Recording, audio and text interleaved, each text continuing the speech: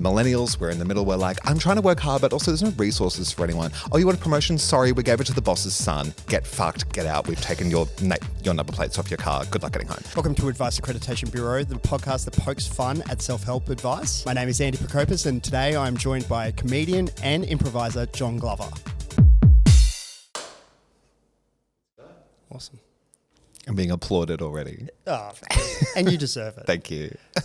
You deserve it because you necked that coffee at a record speed. Yeah, I don't feel good about it. My body will decide, maybe before the podcast is over, whether to punish me or not for that. Excellent. So when it's awkwardly cut together, people will know. Yes, no reason. Just normal stuff. No one had to run off to the bathroom or anything. Look, I shouldn't laugh. I'm the one with all of the intolerances. I know. Don't say if you're anything like me. I do not have IBS. I don't have your tan. I don't have your muscles. I don't have your teeth. I will one day. You will one day. You are, what, week 2? Yeah. You on your Invisalign and week 2 on my Invisalign. Thank you so much. Excellent. I put in all the work. You know what was odd? When I went to the boutique, as they call it, they were all like really fancy and like brand forward about the idea of getting Invisalign. So when I left and I had all these new like cement bricks on my teeth, I was leaving and everyone behind reception was like, congratulations. I'm like, oh, that's feedback, isn't it? Just don't congratulate me. I did nothing. You did all the work. I just gave you a bunch of money. But I'm like, don't congratulate me. That makes it sound like there were heaps of problems to fix. But it's exciting, and it's even made even more exciting being called a boutique rather than the dentist. I know. Oh, well, I got a quote from somewhere else first that was like $4,000 more expensive, and they were like way too serious about it. It felt like I was being bullied the whole time. I don't know. I didn't like it. The doctor was really like, I need to be lubed up a little bit, you know? People do pay good money to be bullied, though. Oh, I know. Yeah, all the hotshot execs that don't have any power in their marriage or whatever are going to that particular boutique. Or dentist, I should say, not a boutique. And do you care to share how long your journey is expected to take? I think it's 18 months. Okay. I've gotten, I don't know if... Oh, you have Invisalign currently? Yeah. Do you still have it? No, like I've got the cords. I think I call them cables, but they're not called cables. You're the pointing wires, like down your neck. How far down does it go? yeah, it goes all the way down. Exactly, it's just threaded through my intestine. No, I've got the wires on the back of my teeth. Fun. Yeah, yes, I look forward to that day. That's it. Hot. Yeah, that's but hot. It's no longer taking it out every single time I want to sip a coffee. Yeah.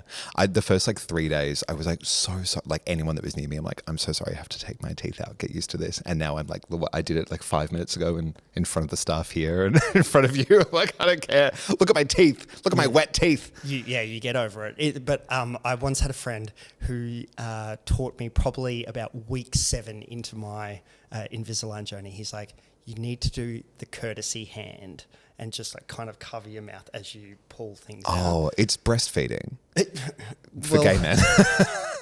And I assume other people. I don't know anyone else that's had Invisalign. It's just gay men getting it. That's not true. I had a straight female housemate that had it once. Her teeth look great. Yeah, I don't think it's gay exclusive. Maybe it should be. At the boutique. We need more things that are just ours. Actually, at the place that I got it, the doctor... I was like on their website afterwards. I looked up the doctor and he is gay. And the guy who's like the head receptionist, I don't know, they had a nicer word for it. He's also gay. And it said in their bio that they're married. Oh, that's cute. I know.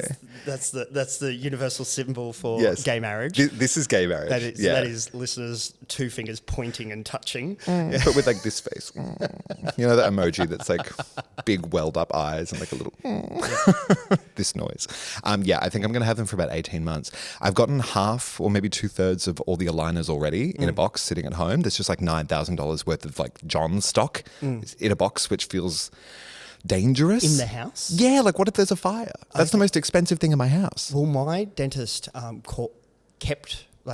gave them to me in batches, so I would have to go back and he could charge me. But just to check how I was progressing. So I didn't get the batches. Oh, well, I'm supposed to go back every couple months or something, which I feel like is normal. But it's so fun. I've like opened the box and looked at like week 19 and I'm like, who's she? Like, they're my teeth, but they look different. It's quite nice. Like I can see the future. It's crazy. I look great. Great. Invisalign is a great suicide prevention tactic, I will say. I can't be sad. I've got great teeth to look forward to. Maybe sometimes you need to spend money to solve depression. I don't know. Yeah. That should be my advice. Okay, which is a beautiful segue. You are here under the guise of providing advice. Or we could just talk about Invisalign for another 20 minutes. I've got so many thoughts on it. But no. You have come along. You have brought some advice that you swear by. I have. I wish I'd thought of this spend money to solve depression thing earlier, because that's money in the mouth right there. Like, that is money in the mouth. Write that down. Look that up. That is so good. My advice. Okay, so I heard this piece of advice online on like I hate to admit it, it was like a 4chan or a Newgrounds or like something of that ilk. I'm getting there. Don't turn off the podcast yet. But I unfortunately like then went into the real world and realized how true this is. People are only interested in what they can get from you. And that sounds really like evil in a sense and kind of like pessimistic, but like everyone's guilty of it. And you shouldn't expect anything different from people. So like in business, for example, like people are nice to you in the office and when you get a Teams message, there's always a little bit of like, how's your weekend? Like, la, la, la. That's great. They are only interested in what they can get from you at this point. How do you add value to someone else's life? So is this only in the business context or life in general? I feel like it's mostly business, but life in general too. I mean, like people that pursue friendships with new people that they meet are doing it because they like what you give them. Whether that's like a companionship or a kinship, like maybe you're the fun, good time gal. Of course they want to hang out with you. But, okay. I'm not saying like people only like you because you have a pool. Yeah. Like that's very childish. Yeah, I think the advice, saying it like that gives quite a sinister undertone. It does, doesn't it? What was it? People are only interested in what they can get from you. Like you have to add value to someone's life. Sure, but sometimes let's just say you get married and you get married and you get married, and your partner, touch wood, falls sick. And so the value that they would provide in that period would probably be lower than what you would normally be used to. You would take care of your partner. You wouldn't leave your partner because you're not getting anything out of them. Yeah, look, it sounds sinister when you put too much of like a love or emotional lens over it. I am more thinking like interactions, acquaintances, colleagues, that sort of level. I know I said friendship. I take it back there. But you can have friends at work. That's true. I left my job whenever it was, middle of last year, and I still stay in touch with people who I used to work with, even though the context and what I, inverted commas, might have been getting out of them or from them has definitely changed. Yeah, you know, I don't think I should hammer on about it in friendships because I have friends that I just like because I do. Okay. But I am really thinking of like, you want to put yourself out there, you want to like get further in a career, for example. Sure. Great. What can you give people? What value do you add? Well, yeah, no, I definitely believe in that you, there's a term, not needy networking. Oh, where the triple N. The triple M. N.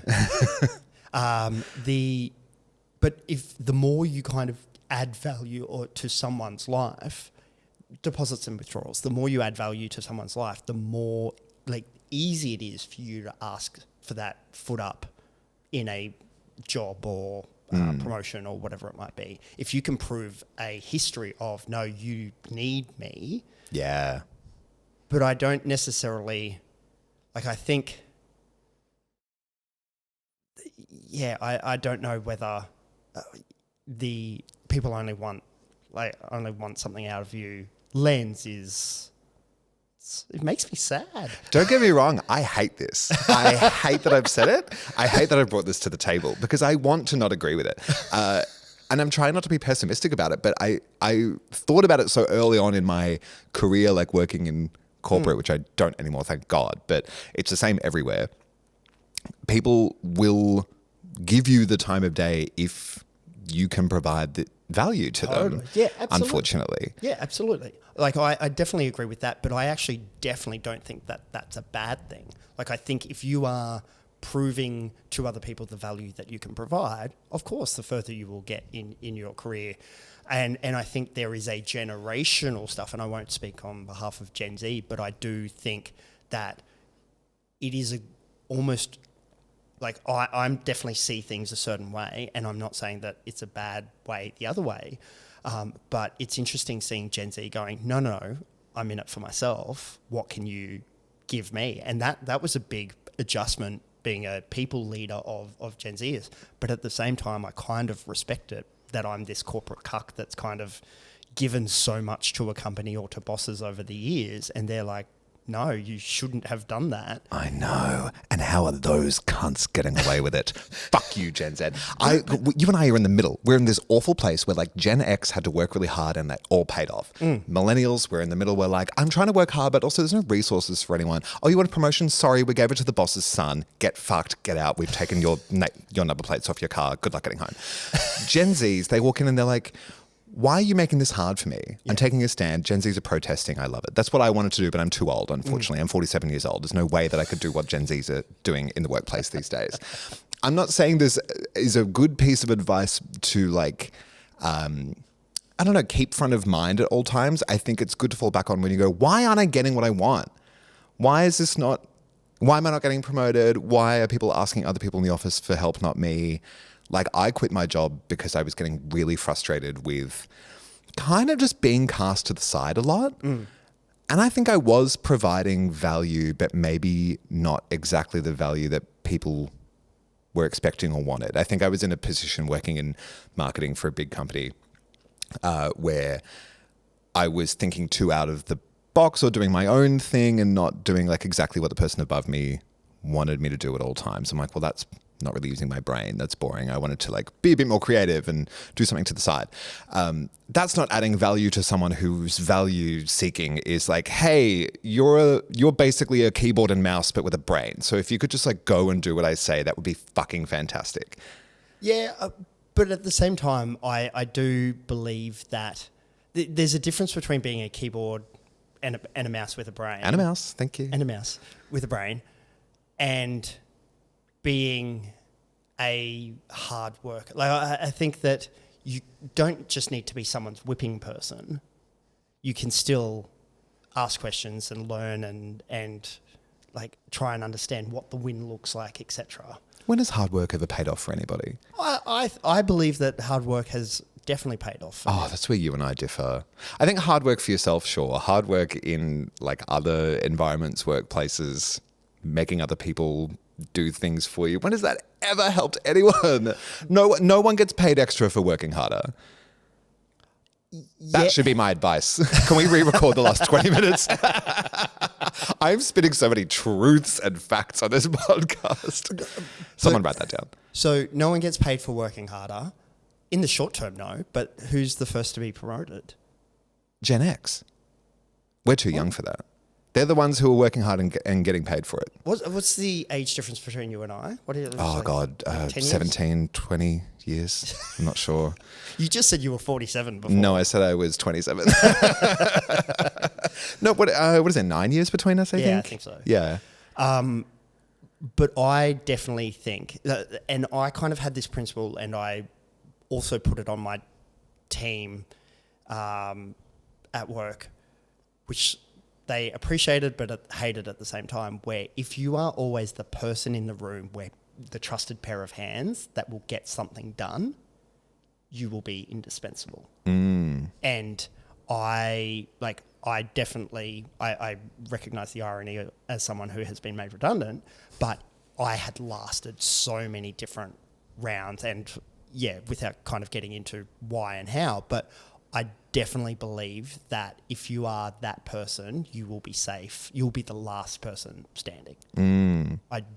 I genuinely believe that. How many times in corporate have you seen people get kind of like boxed out or pushed to the side and then eventually made redundant because they were seen as not providing value anymore, but it's because people stopped getting their input because they were either sick of them personally or they didn't like their output or they knew they were going to go. Didn't like their output, too hard to deal with. Complained, except, they are the first to go. Yeah. At my old job, there were a huge round of redundancies like 2 years ago, and our GM got the flick, and he would have been on hundreds of thousands of dollars. Like we went to him for every decision all the time. And like, as far as we could tell, everything was running smoothly. The company was making money, etc. And he got made redundant alongside a whole bunch of other people. And it was just like, do we not see value in the leader? Like, what was he not doing that the rest of us were? And I think they just kind of decided, we can make all these decisions without you. You're not really adding any value that we couldn't do otherwise, which kind of sucks because you get to a certain point where you've worked really hard and you are quite senior, and then they go...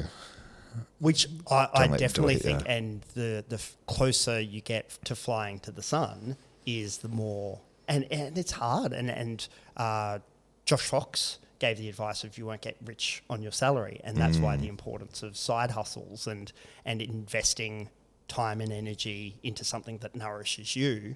Because, I definitely think the corporate ladder, if it's not happening already, within our lifetime, it will not look like it did 20 years ago. Oh, corporate is such a scam. What a rip-off. What a lie we've been sold. This is what I mean with this advice. People are only interested in what they can get from you. That is the truth that corporate is lying about. I'm going to do a quick reset. I'm going to do a quick reset because remind me, what is your advice? Because I feel you've evolved it, like Pokemon evolution. My advice is, if you're depressed, spend $9,000 on Invisalign, bitch. That's another 18 months of life you've got to look forward to. It hasn't prevented my suicide, but it will delay it. And I think that's enough for now. I'm not that at risk of killing myself, God. I need to put that on the pod. Your coffee hasn't hit in. I know. Give me like 15 minutes. I'm going to be bouncing off the walls. You won't be able to hear me. The microphone's too far away. No, my advice. What was it? People are only interested in what they can get from you. And I take that to mean value. How are you adding value? And you know what? Let's talk about it not in corporate sense. You go to the petrol station. You've just filled up. I have forced myself over the last 10 years to get better at this. When you go in and you have a 30-second interaction with someone and you chat to them like they're a real person and you are like, oh, how are you? What's going on? Has anyone ever won the lotto coming in here? I don't know. Like I'm making small talk. And if that's not valuable to them, they won't give a shit.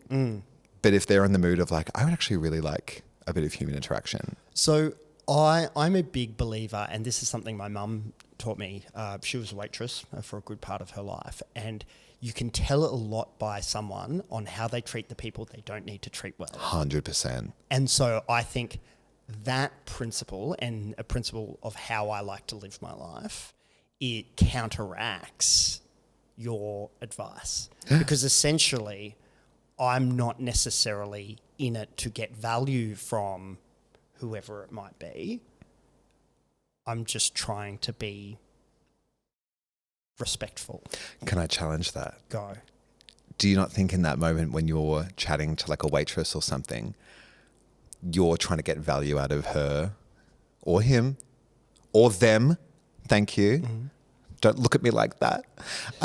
Where you want the value of human interaction or politeness, or maybe you want to feel more comfortable in the space, and so you're making it comfortable with the person that's giving you service. Not necessarily that. Do I think that there's a part of me that has this idea of the type of person I want to be, and the type of person I want to be is the type of person who has that conversation with the person. So is it truly altruistic? No. Do I kind of get a nice endorphin rush of being a nice person? Yes. However, that's not the reason I do it. Are you talking me out of my own advice? Well, yes, because I'm about to give it a big revolt. Yeah, I know. I can feel it. You've got the big rubber stamp in one hand already. Here's my forehead. Just do it. Just smack it. Do you still stand by it? I do, but with one caveat. Okay. It depends. People are only interested in what they can get from you. sometimes. I think that's valid. Two things can be true at the same time. It depends. It depends on the circumstance. I'm going to go home and like make a graphic of just that. Like Could the you? stamp. Yeah. I'll collab post that on Instagram. I want that on my grid. My face with a big denied stamp on the forehead. Whatever. Fucking hate this pod. Can't win. I'm taking out my Invisalign. I'm jumping off a bridge. If there's anyone out there with my exact teeth, you can They're have all them. yours. There's boxes at John's apartment. Yeah, send them to my sister. Okay, fine. Take it. Don't take it. I'm okay with that. Fine. You can thank Newgrounds or 4chan or whatever I said it was from. Yeah, that you lost me at 4chan. That's so fair. You know what? I shouldn't have led with that. And that's on me. Okay, bad advice or bad advice that presents itself as good, but you think it's nonsense. You're going to hate me for this one. And I'm... Even more than... Yeah, and if you hadn't just destroyed my self-esteem, I think I would care less about this. But I'm going to dive in anyway, and I'm going to I'm going to pre-commit by telling you that I also think that this depends on the situation at hand. I think this advice that we hear from a very young age is too strict and harsh and needs rewording, shall we say. Okay. I don't agree with the advice, don't text and drive. Have you considered? You're bad at it. You have to do your 120 hours on your L plates and 120 hours of texting and driving. I'm so sorry. Sometimes you got to have your phone in your hand. Why? Why do you have to have your phone in your hand while you're driving? You know when you're like going to pick someone up, you're maybe stopping in a no stopping zone, or you don't know what side of the building to go to. Little things like that where it's like important contextually in the moment. Other times you just watched an episode of Will and Grace. You have to text your friend Tom from uni and be like, oh my God, I can't believe Grace got chased by those bees. And then you get pulled over by these cops and you get a $180 fine for it, or whatever it was worth back in 2013. Hypothetically. Was that a legitimate plot line of Will and Grace? Did she get chased by bees? There's like bees or flies or something in her house, but no one can tell except her because they're so close to her, and they all think she's just going crazy and like smacking her. Well, it is Deborah Messing. It is Deborah Messing. She's psycho. It's a great episode. But for some reason I chose that point to reply to a text about it and lost my license. But, you know, that was a different time. You lost your license? I did. I lost my license for 3 months. On top of another infringement, which was going 10 kilometers over the speed limit in Geelong. Like, I know where I am. Like, it was like the first time I'd ever driven in Geelong. And I got pulled over for going 70 in a 60 zone. And those two infringements happened 11 and a half months apart. And if it was 2 more weeks, my demerits would have reset and I wouldn't have lost my license. Furious. I'm still mad about it. So where I'm slightly on board with it. Oh, love this. Tell me everything. If you were stationary, like stopped at lights, fine, but I don't consider that driving. If you're stationary. Also, you do get fined if like you're not even, your hands are on 10 and 2, but your phone is on your lap. You get fined. Like if you get photographed by one of the traffic light cameras and you are touching your phone, it could be face down, you still get fined. Yeah. And you know what? I agree with that because you're currently driving. I think don't text and drive should apply to when it is actively dangerous to be on your phone. I'm currently moving at 70 kilometers an hour. Don't look down at your phone. Where's the line in that? Like 40 in a kid's zone, I would argue is equally as dangerous as 80 on a highway. Where's the line? It depends, baby. It so depends. It depends on, okay, and here's why. You can have 2 standard drinks and drive. There's no 0.05 BAC equivalent for your skill level of texting and driving. How do you measure that? You should know whether you can do it without looking. Like back when I first started to drive, we still had a Motorola or something that had like the tactile buttons. And so I would press 5 3 times to get to Z or whatever fucking, I don't remember the layout anymore, but you could do it without looking quite easily. And obviously that's changed. But if you don't know your way around your own phone enough to like thumb through it to get to a couple of things without really looking, I don't even think you should be driving. So you're mental. I think your eyes should be on the road. 100%. I think if you're stopped at the lights and If you you're can stopped at the lights, briefly look down, great. Fine. And look, the person behind you will quickly tell you if the light is green, and no one's harmed. Like outside of they might miss the light. Sure, fine. I would say texting though whilst driving is dangerous. Having a full conversation, like put the fucking needle down, brother. Like you're addicted. Which phone addiction? It's a real thing. It's a real thing. If you can't drive without having a conversation, like look in the mirror, you know, that should be your 0.06, like you're over the limit. But like, if you just need to, if someone's texted you like, hey, do you want me to pick you up like behind the bus stop or whatever, like a quick yes or no to reply to be like confirm, sure. Yeah. Or you could just call your friends and them not answer. I answer the phone at least 1 in 4 times when you call. But to that point, phone calls or voice memos, like me holding my phone and sending, hey, send John Glover a voice memo while I'm driving, I would say is fine. Yeah. Me looking down and texting is not fine. Are you at risk of hitting someone? Don't do it. Yeah. That should be the rule. When are they going to teach this in schools? Well, it kind of comes down to defensive driving because a lot of the time it's not your fault. So it's being alert for things that you're not expecting. Yeah. Wipe off 5 while you're at it. Sorry? Wipe off 5. Wipe off 5? Do you remember that campaign? No. The TAC? Wipe off 5 kilometers. Just do it. Apparently, like, there's some study that if you hit someone at like 5 kilometers less than what you were going, the risk of them living is like significantly higher. Is that like the 5 under the speed limit, or don't go over the speed limit and stick to the speed limit? 5 under. 5 under the speed limit? Yeah. Yeah. Hmm. I know. What's the point of the speed limit? Yeah. Yeah. So you can disobey it. See what I mean? Like every rule is malleable. So I think fast drivers are safer than slow drivers. 100%. If you're going like 70 on the highway, you need to get got. You need to get shot. Yeah. You know what I'm saying? Get off the road. You're in a clown car. The rest of us in Ferraris. Beep, beep. You've got your knees in your chin. Stop doing that. You're embarrassing yourself. Get in the left lane at least. Oh, my poor dad is listening to this. He's a slow driver. Oh, my dad is the exact opposite. Yeah. My dad once got pulled over on like the Hume Highway or somewhere like in the country for going like 180 or something crazy like that. And what's the limit in some areas? 110? I don't think there's anywhere in the country that's higher than 110. No, There's I think certainly nowhere that's like do whatever. Yeah. This isn't Germany. And he was like, yeah, that's fine. 180. I'll just do that. 180. That's Yeah. crazy. My sister was in the car. I heard all about it. Was he texting? Yeah.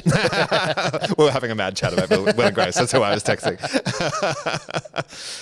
Yeah, I don't know. I think speeding is significantly worse. I think being inebriated is significantly worse. I think being tired is like, and who's measuring that? Yeah. How are police measuring tiredness? There's so many things that we should be measuring before we know whether they're dangerous. Yeah. If you want to adopt a child, someone has to come to your house and make sure that you don't have like too many sharp corners or knives, or like you don't work in an industry that could be dangerous for a child. But if you want to just fuck your girlfriend and have it anyway, go at it. That's like being tired and driving. No one's measuring that for you. Yeah, I will draw that comparison. And I stand by it. Driving is so natural, anyone can do it. You know, once you get a license, but Sure. that's easy enough to do. Yeah. I failed mine twice. Don't worry about it. I failed mine 3 times before getting it on my 4th. 3 times. What happened on each So of those? I stand by. I should have got it on my first time. So I have a manual license. You were wronged. I was wronged because all through my test, I would rest, not like ride, just simply rest my foot on the clutch. Like I just wouldn't take it off the clutch and put it in the like where the foot goes. I would just leave my foot there. And it was a non-critical repeated error, and I failed simply because I didn't move my foot off the God, clutch. they're strict. Why is that something that is like finable, taxable, like you're not allowed to get your license. Yep. But there's so many things people do on the road. Every single time I drive a manual, do I still leave my foot there? Absolutely. Have I had an accident because of it? No, never. So silly. Watch, that'll happen now that you've said it. Yeah. And now that I've talked about texting, next time I'm behind the car. Now. Oh, well, Yeah, good. fine. It's 2026. So texting and driving, do I agree that there needs to be a reform? Yes. A reform in which direction? There needs to be a review on, there needs to be more shades of grey on phone safety in cars. I agree, because remember like 20 years ago when people started having like Bluetooth calls and stuff, that was fine for a while and then it wasn't. And so we went away from that for like 10 years, but now everyone sends voice memos and does speaker calls and our phones can handle that now. Yep. So it's kind of fine. Yep. Not according to the law, but when has that ever stopped anyone? But I would argue, like, even before phones, like, we call them Refidexes. What do you call them in Melbourne? I'm so sorry. That was in Swahili. What the hell did you just say? What did you call the book of the road maps in Melbourne? Melways? Melway. Melways. And there's Sidway, right? What is it called in Queensland? Refidexes. That is bonkers. Refidex. Refidex. That sounds like a pill that stops you from I think it was driving the brand or something. that, like, the company that made the maps. Oh, I Just hate like it. we used to, when Dad and my stepmom got together, and the merging of the families, Dad's side, so my brother and I, we would always call toasted sandwiches Breville's because they were made. Oh, in that's so Breville. precious. Yeah. Whereas my stepmums would call them Jaffles. Jaffles? Oh, yeah. I would call them a jaffle as well. And it was just the biggest point of contention in our house. You know, there's people that, wait, do you say Palmy or Palmer? Palmer. This is a... Yeah, so Sydney is Palmy, Yeah. but I went to Melbourne first. So I lived in Melbourne first, and so I'm Palmer. Correct answer. I will put this gun away. I'll holster this. Yeah, I'm very passionate about it as well. Good. Yeah. There's a lot of people out there. Okay, it's back. So the gun's back. Sorry, let me get my Lara Croft dueling pistols out. And I want to say this to the angry Palmy speakers out there, because I know that they think they're right, and I love that for them. They're wrong. They're passionate. They're wrong. Australians shorten everything. Yeah, Parmigiana is spelled P-A-R-M-I. Sure. But who says Parmigiana? You Yeah. just don't. You don't. And also, when has that ever been the rule? Like, we add O on the everything. Exactly. So Where we're not is even the like... O in Jono? Well, like, it's... Yeah, I'm not Johnny with an I. Yeah. You're not Yeah. Andy with an I. Yeah. Although that sounds kind of sultry. So I used to dot the I of Procopus with a star. That's so gay. Yeah, it's I so love that. I thought you were going to say a love heart. No, it's star. just kind of cute. Yeah. Wait, used to, like, how old? The guns are out. 47. Like primary school. Okay. Yeah. I don't know if I believe you. Yeah. It was primary school. We'll see about that. Oh, mate. Maybe it was early secondary because I had a student ID, and there are definitely student IDs of mine floating around with a star on top of the I. Oh, was this before you came out? Yes. That's okay. That's quite cute. So don't text and drive. So I agree with don't text and drive. I think it needs more caveats. It needs a clause. So I'm going to revoke don't text and I drive. can't fucking get a win in this place. But the Bureau is interested in supporting phone cart reform. I think we should take this to the High Court or the Senate or the upper house, you know, the place where this can be taken by people smarter than us. Anywhere but here. Yeah.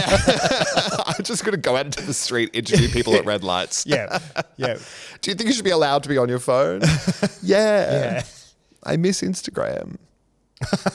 Isn't that didn't you just say if you're missing Instagram, then you've got a phone addiction and you should look in the mirror? You're not talking about checking Instagram. That's crazy. That's crazy. That's Okay. crazy. Yeah. Like, get it together. Yeah.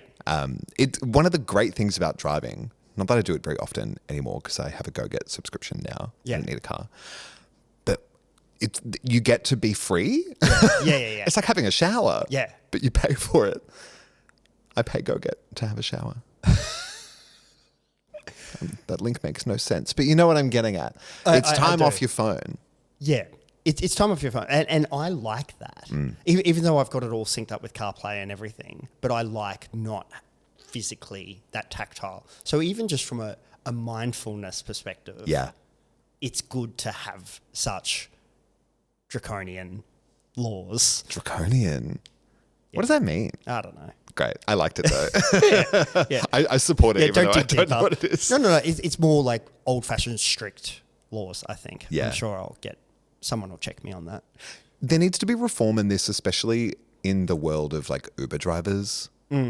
Because those people are those people are terminally on their phone screen. Not even you know how sometimes taxi drivers or whatever, they're on a phone call. Sure, I'm sure this is boring as hell for you, so you want to have a call. I'm so fine with that. I was in an Uber 2 weeks ago. The guy had his phone up on, like stuck to the windshield on a little car mount thing. So it was fully within his eye line the whole time, checking his stocks. But then here it is, like, why is it? What is the difference then between texting and driving and Uber driver checking its stocks? As in, like, why is one allowed and one's Why not? are you suggesting that one should be allowed and the other? I think it comes down to time sensitivity. Do you have to check his stocks right now? They change every 24 hours, not every 5 minutes. Stocks change all the time. I said what I said. I know everything about stocks. Gavel, gavel, gavel. Give me more money. Like Queen of the Nasdaq over here. Yes, exactly. I just don't understand. Like, if you're driving Uber, how much money you got in stocks, brother? Oh, okay, let's not be classist here. I'm not being classist. I just don't see how those two things go together. But they could very much well go to that. They have a diverse income stream. True. Let's not make. Do you have to do it while you're driving? Like, that's not time sensitive. It doesn't. Do you need to text your friend about the Will and Grace episode where Grace got attacked by the bees? I'm not saying that was the correct choice. I was 21. I'm just saying it's worth having your phone out if there's something that can't wait. And you can be on your phone and reply or text or whatever or check something without being too dangerous, including like looking at a map to see where you go. I think that's vital. You should be allowed to do that. Sure. So and back to my Refidex point earlier. Is that like the Nasdaq? The Dow Jones? Refidex at Melways. Sure. What is the difference between back in pre-mobile phones to someone looking at a map, like book of maps on their passenger seat whilst driving? Thank you. The amount of times my mum would like put her arm behind the chair and then like dig around for the Melway and get it out and like basically have it like in front of the steering wheel. Yeah. And trying to be like, what's the name of that street we go down in order to get to the pharmacy? Like, come on. Yeah. Why was that fine? Because it's in a book. Yeah. But as soon as it's on a screen, that's wildly different. Which, is why we would support the reform, but texting and driving is revoked. I'm going home. Oh, actually, no, hang on. I've forgotten my own game. Texting and driving is accredited. Thank you. No. Your pitch, I believe in the advice. Okay. Not you going against the advice. Finally, a victory. No. A half victory. Give me something. Well. Don't come to me for life advice, okay? Well, let's see. Just on that, someone has come to you for life advice. Oh, that's unfortunate for them. And they are Justin. Hi, Justin. How are you? Justin would like to know how to find motivation to stay consistent at the gym. I don't know why I should be answering this instead of you. If you're watching this podcast visually, and he's got a singlet on, because of course he does. I used to have a singlet too. And then I stopped going to the gym as much. And it is really hard to get back to. Why do you think you stopped? I think my schedule got too, like, mismatched every day. Like, consistency is hard if everything else is a moving target at the same time.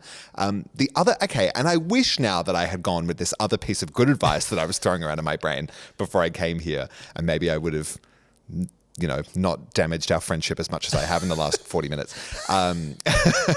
is that self-discipline is kind of a lie. Like, people are motivated by extrinsic forces. Extrinsic? Extrinsic, yes. Yeah, extrinsic. Yep. Extrinsic. The word you said, forces. You can't help it. Like social things. Like, you go to work. If you work in the office, you get more done because someone's physically there asking you to do it. You work from home, it's way harder to way easier to get distracted by everything else. And it's the same with the gym. You have to be self-motivated to do that. And being like, oh, I don't have the discipline. Why am I not doing this? Is like such a harsh critique on yourself, because you're only human and you've got a million distractions and a million other things to do, and you're in charge of your own consistency and your own time, and no one else is going to do it for you. So of course it's really hard. Discipline is for the military, isn't it? They got someone screaming at them, get up every day, make your bed like this. Sure. If you live with a partner and maybe they have a similar routine to you, it's probably a lot easier as well, because that's an extrinsic force as well. Extrinsic? Extrinsic. Extrinsic. I'm going to blame this on Invisalign. The first of many. I look forward to that for the next 18 months. But I think if you want to be more consistent with doing what you say you want to do, you have to trust that you'll show up for yourself. And that's kind of easier than being like, oh, I'm getting so mad at not disciplining myself. Be better, do better, be more motivated. That's going to make you mad at yourself. And you just go into a shame spiral, and then you feel guilty about it, then you eat because you're guilty, then you put on more weight, or you don't have as much energy because you might not be eating the right foods. I wholeheartedly hear and agree with what you were saying. I think the only other piece that I would add is the removal of friction. Yes. And like habits, it's like James Clear has made millions, probably billions, no, I think millions, off spruiking habits. And there's something in it, in the sense of, I will lay out my gym clothes the night before. I will go first thing in the morning. Like, pretty much there's a 10-minute window between me waking up and me being in the car. And the less opportunity I have to not go to the gym, the more likely I am to go to the gym. If I am a morning train, like I train in the morning, and I know that not everyone does, but I find training in the morning, if I have to train in the afternoon, any number of things could happen that would prevent me from going to the gym. Work could be crazy. I could get a better offer from friends to go to dinner, whatever it might be. Your stocks could be down. That happens constantly. Yeah, the Nasdaq. All day. You got to check that while you're driving. Exactly. But I think if it's done first thing in the morning, it's done. I fully agree. Yeah. I don't think I'm an afternoon exerciser. Like, as soon as it gets to 3, there's no chance I'm going after that, really. I need to get it done earlier. But also, being at the gym within 10 minutes gives me so much anxiety. I'm like, oh, what if I can't do that? I need to slowly get into my day. But removing barrier to entry is the thing that actually got me to go to the gym in the first place. I've only been going for 5 years. Before that, I was Twinkie thin, never did anything. Occasionally would go for a run. That was about it. When I get up in the morning, unless I'm going to the office, I'm in pajamas or undies or something, and then it's well, what am I going to wear today? Put on gym clothes. Because even if you don't go, you've just made it so much easier to go in a universe where you did go. Does that make sense? Yeah, no, it makes perfect sense. Yeah, I put on the clothes. I'm already halfway there. I'm I know where I've got a stack of gym towels all clean. I have a water bottle that I carry with me everywhere at all times. The only thing I have to do then is physically go there. Yep. I don't have to think too hard about it. Yeah, and don't make it a mission to get to the gym. Yeah, Great make it easy for yourself. Or just pick a gym that's close to home. Yeah. Yeah. Don't make things hard. Oh. Yeah. And don't make it harder by telling yourself how disappointed you are. Totally. Trust yourself. Say to yourself, I'm going to do it tomorrow at some point. I'm just going to remove all barrier to entry because I want that for myself. And then when you believe in yourself and you do it, you'll go, I did what I said I was going to do. Yep. And I trust my own thoughts now. Yep. And it'll make it easier to keep going. Absolutely. I wrote about this in my Substack last month, actually. This is perfect. Yeah. Well, so firstly, I'm going to accredit that advice. Thank you. Yeah, that's. All right, I'm going home. Bye. I got what I wanted. But you mentioned your Substack. You've got a few things to promote. Yes, what are you plugging? I love my little Substack. It's just kind of a rambling of my thoughts, mostly corralled into a few different topics where I talk about reflections on my own life. It's called Eat Pray Glove. Look it up once a month. And I've got a Melbourne Comedy Festival show and Sydney Comedy Festival, actually, that just got put on sale. It's called Be My BFFFFFF. How many Fs? There's 7. I don't know how many I just said out loud. Well, yeah. Yeah. It's a lot of fun. I did a trial show of it last week. I'm really enjoying it. I think it's really funny. I think it's really enjoyable to be a part of. There's a little bit of audience interaction, but not much. I'm not scary. It's about being nice to audiences, which I don't think comedians do. So I'm trying to change that trend. I want to be the nice comedian. But I'm at Storyville in Melbourne, 24th of April to the 5th. Oh, I said it again, April. 24th of March. Which is tomorrow. Yeah. I'm flying down in the morning. I'm very excited. Yeah, for 2 weeks. And then I'm doing Sydney Comedy Festival first weekend of May. Great. Please come. Excellent. It'll be great. John Glover. Oh, yeah, that's my name. Whoops. Look that up. Write that down. Thank you very much for joining us here in the Bureau. Thank you. Love you. And love the Bureau. We'll chat soon. Mwah.